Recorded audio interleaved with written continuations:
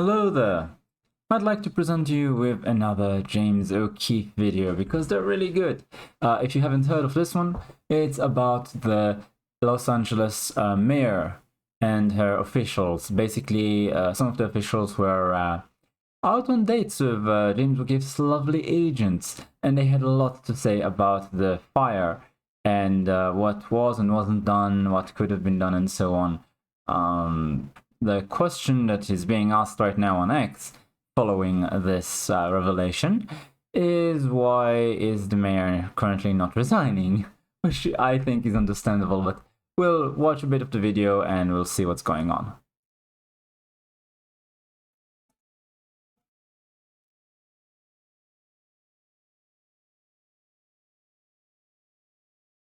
So, if you can't hear because the volume, even though I put it on the maximum, is still low, he's saying a lot of the houses towards the outskirts were outside of regulations, and this is a time bomb and just a disaster waiting to happen. Now, to give context to this, because it seems to be blaming the people as opposed to the government on this, this is from the Duke report, saying their yards were out of code is a total lie. Los Angeles has the most aggressive code enforcement in the country, perhaps the world.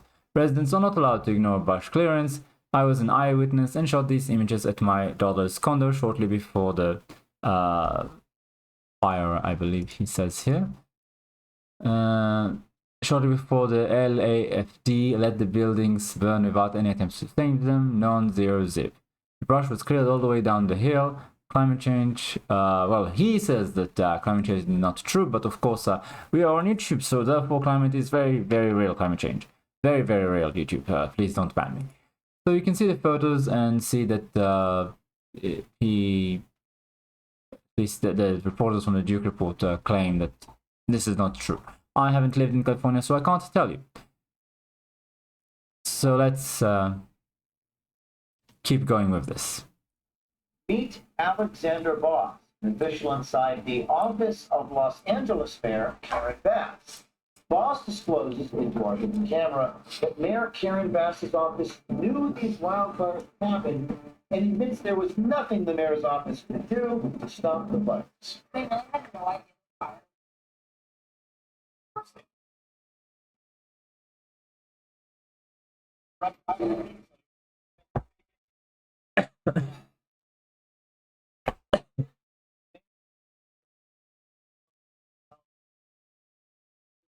In Ghana, trying to obtain a consulate for Los Angeles there, while the city of Los Angeles was burning to the ground.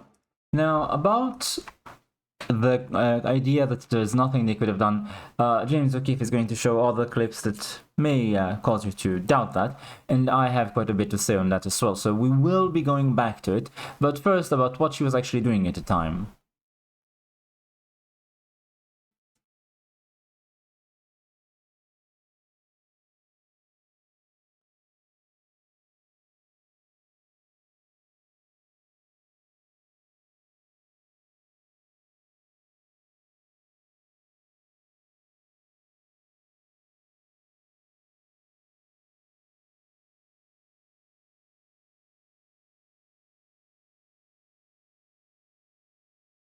So, currently what she was trying to do is create tighter connections with Africa and African cities. That's a big goal of hers. Not, let's say, preventing the giant wildfire that's going to burn your city to the ground and you know it's coming. Creating connections with Africa specifically. Why Africa? Is it because there's some amazing technological advancement, artists? Maybe they have a similar culture and you believe that there's going to be some sort of exchange. No, none of that, obviously. Obviously, the cities in Africa are poor, generally, and with a lot of corruption and crime, generally. And there's very little in common between the, let's say, culture there and the culture in America.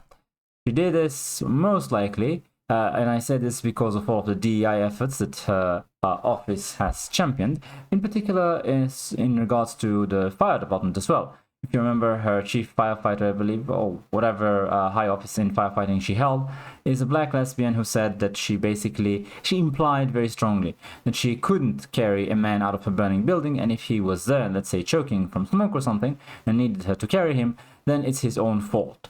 He's to blame for being in the wrong place at the wrong time.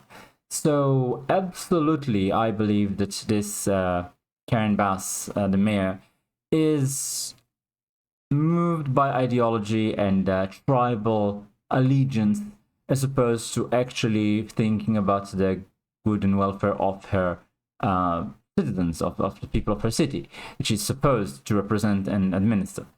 She basically was trying to reach out to African countries and cities because, being black herself, she felt more kinship with them and cared more about trying to import their ways, their people, their culture, than she did about actually caring for the people already there that she was supposed to represent. That's my personal interpretation, but I very strongly believe it because she seems to have given me reason to.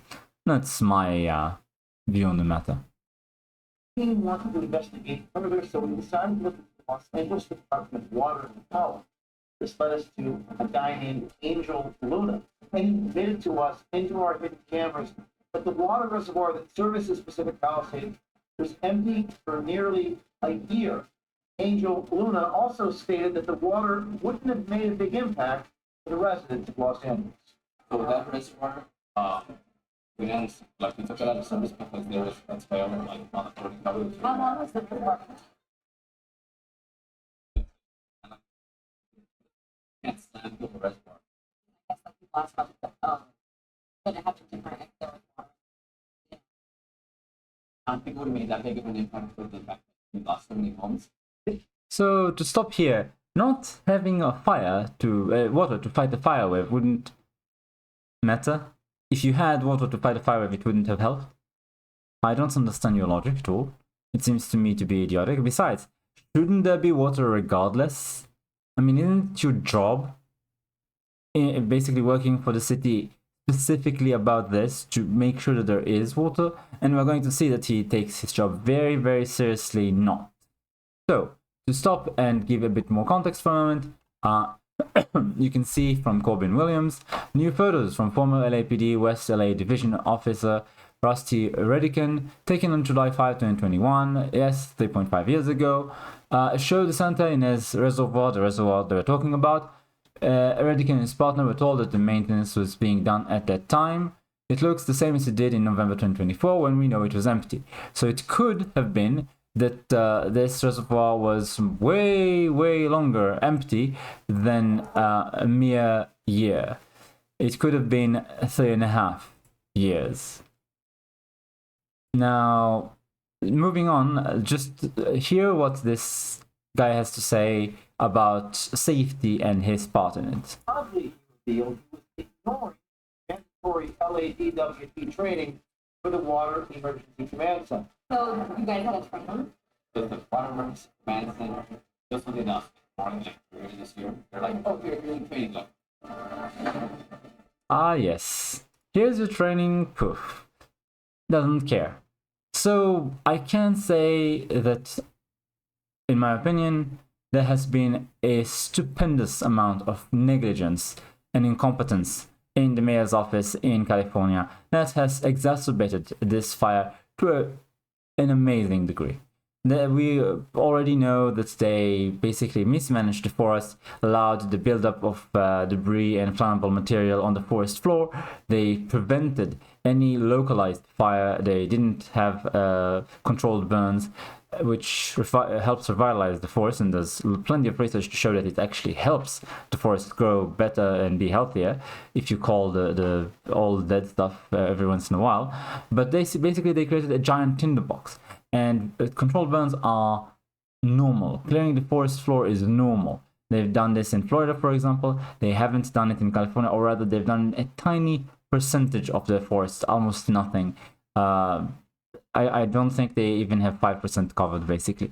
So what we're talking about here is them knowing that they mismanaged the place, that they are not prepared for the fire, and it is coming, and not doing anything because, well, it's easier. Because, well, it fits our agenda more.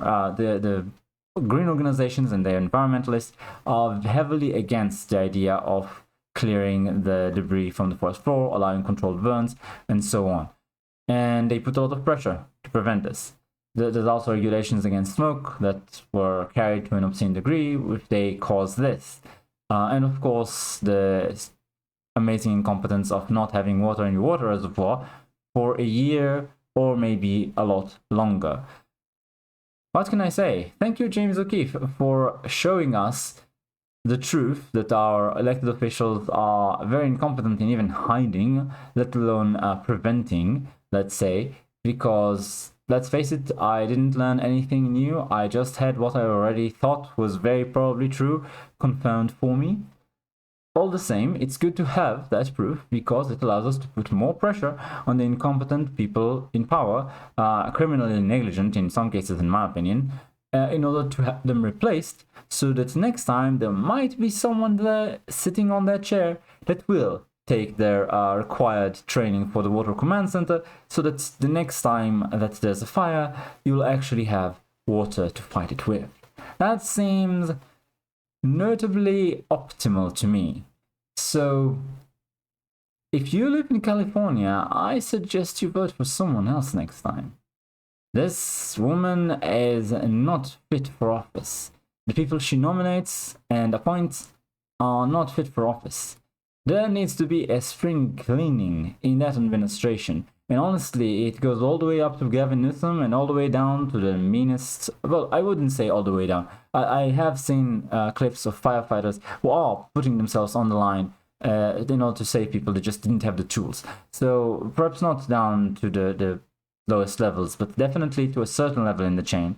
You've had a lot of the people in charge of even smaller departments and forces proving themselves incompetent, let's say. So I will not discount the bravery and sacrifice of the people who actually were on the ground. I will say that people in the administrative positions, a lot of them need to be replaced. Yes, a lot of those. What can I say? You can't just depend on changes on the federal level. You might have elected Donald Trump into office and he might do some cleaning. It's basically crazy to me to see just how much resistance there is to stopping bloat, waste, and corruption. But this is not going to change everything everywhere. Your local governments and other local authorities are going to need you to interfere there in the same way.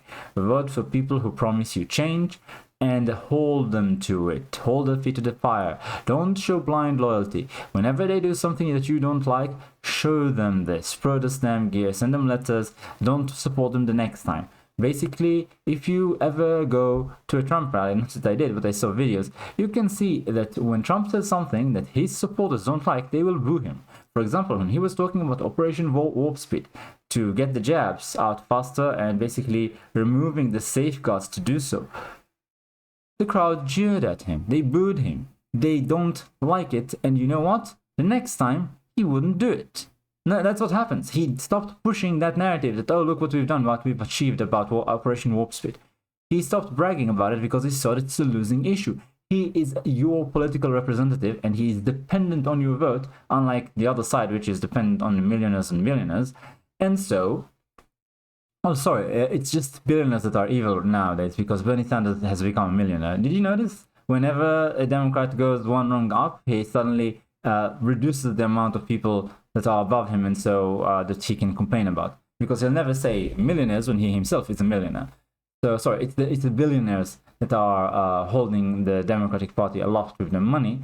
And if you talk about Elon Musk, he's one guy and he's given far less than what the Democrats have received in total. Also, he's very open about it. There's nothing hidden about his agenda. So no, I definitely believe that if you just elect people that are not supported by large corporations or rich individuals, they will be dependent on you and therefore they will cater to you. And it's funny to say, but I can tell from my hobby as a gamer the difference. Between a company that is receiving money from BlackRock and Vanguard for DEI efforts and a company that is not and therefore depends on the customers to fund it, you can see the huge difference. The former does whatever it wants, whatever the people outside, up in the corporate world want, or whatever the people that were appointed as developers want, and they ignore the needs and wants of the customers. Well, there's a lot more responsiveness from the latter. The latter is dependent on our goodwill and money, so they are very attentive. They know that if we choose someone else to support with our money, with our time, with our patronage, then they're done for. And so it's the same with politicians. If you have a politician that receives the majority, or at least a large chunk of their funding, their power, their positive reviews, let's say, from the public, then they are very dependent on you, and they will do a lot more to cater to your wants and needs. On the other hand, a politician that has a lot of media coverage that is positive and that receives a lot of favors and money from corporations, that kind of candidate, you have no power over them. There's no accountability to be found. They don't care what you think. They can just depend on the power and money to propel them to a lofty position anyway. Because there's always going to be a part of the population that is malleable enough, influenceable enough to be reached by the money and power, let's say. I believe that people like Karen Bass are a prime example of a politician that is not held accountable to the voters. Otherwise, she would never, ever survive the blunders that she has committed here. And once again, you can go watch James O'Keefe's entire thing. It's 22 minutes long. I just showed you the first 2 minutes. I hope that it whet your appetite for it. So, thanks for watching. Like, comment, subscribe, and I'll see you next time.